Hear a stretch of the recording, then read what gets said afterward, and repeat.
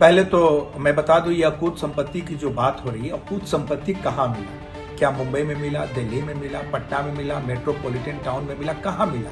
तो गांव में मिला, खेती वाला जमीन इनके गांव के इर्द गिर्द। और आज ये निकाल रहे हैं लोग, ये 12-13 से लेकर 22 तक की बात कर रहे हैं। इनकी दोनों बेटी ऑलरेडी इनकम टैक्स फाइल करती हैं पिछले 10 साल से।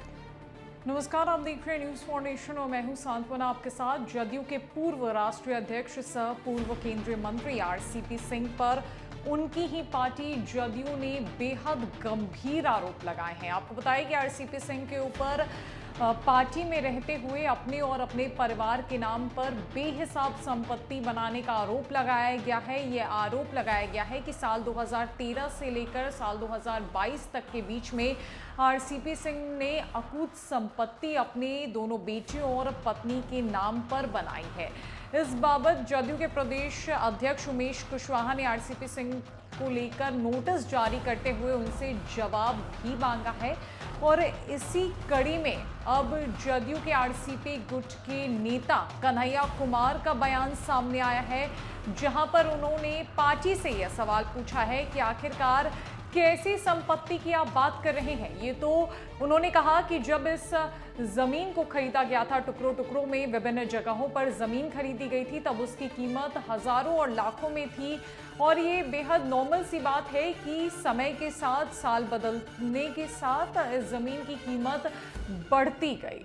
और आगे कन्हैया कुमार ने ये भी कह दिया कि आप ही बताएं कि आरसीपी सिंह ने जमीन खरीदने के बदले किसे नौकरी प्रदान कर दी है। आरसीपी सिंह पिछड़े और अति पिछड़ों के नेता बन चुके हैं और उनकी पॉपुलैरिटी पार्टी को बर्दाश्त नहीं हो रही है, जिस वजह से पार्टी ने उन पर गंभीर आरोप लगाए हैं। क्या कुछ कह रहे हैं कन्हैया सिंह, पहले आप उनकी पूरी बातों को सुनिए। आरसीपी सिंह पर आरोप लग रहे हैं अकूत संपत्ति को मालिक हो गए, तो इतना जमीन आया कहां से 2013 के बाद से अब तक?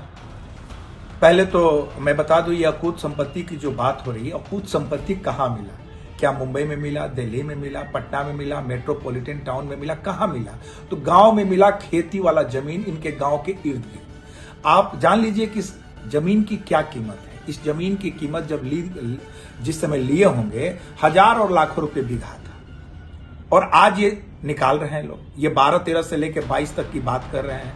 इनकी दोनों बेटी ऑलरेडी इनकम टैक्स फाइल करती हैं पिछले 10 साल से। ये लोग को करीब 25 से 30 लाख के लगभग ये लोग को खेती से ये मिलता है। भाई, खेती से उन लोग को इतना 30 लाख का रुपया मिलता है, जो कि ऑलरेडी डिक्लेयर्ड है इनकम टैक्स में। और मैं बता दूं कि रामचंद्र बाबू आज पिछड़े अति पिछड़े के इतने बड़े नेता हो चुके हैं कि इनके पॉपुलैरिटी से घबरा के बार बार पार्टी इन पे आरोप लगा रही। अब कुछ नहीं था, राज्यसभा के देखिए टिकट नहीं मिला, कोई बात नहीं है।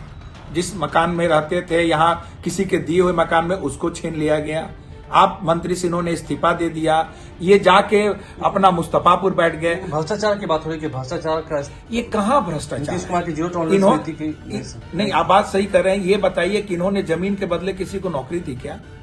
ये जमीन टुकड़े टुकड़े में ली हुई है। यदि मान लीजिए कि मेरे अकाउंट में भी, तो जैसा कि आपने कन्हैया सिंह की बातों को सुना, उन्होंने साफ साफ पार्टी पर हमला बोला है, पार्टी को सवालों के घेरे में खड़ा किया है और ये पूछा है कि आरसीपी सिंह ने जमीन खरीदने के बदले क्या कुछ किया है। उन्होंने मात्र अपनी खेतीबाड़ी को लेकर गांव में जमीन खरीदी है, जो कि इसमें कुछ भी बुरा नहीं है। और क्या आरसीपी सिंह ने जमीन खरीदने के बदले किसी को नौकरी दिलवाई है क्या?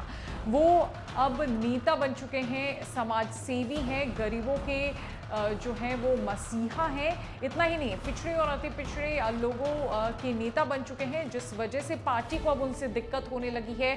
आरसीपी सिंह की बढ़ती पॉपुलैरिटी पार्टी देख नहीं पा रही है, जिस वजह से आज उन्हें नोटिस भेजा गया है, उनसे जवाब मांगा गया है और ऐसे मुद्दे उठाए जा रहे हैं जिसका कोई मतलब ही नहीं बनता।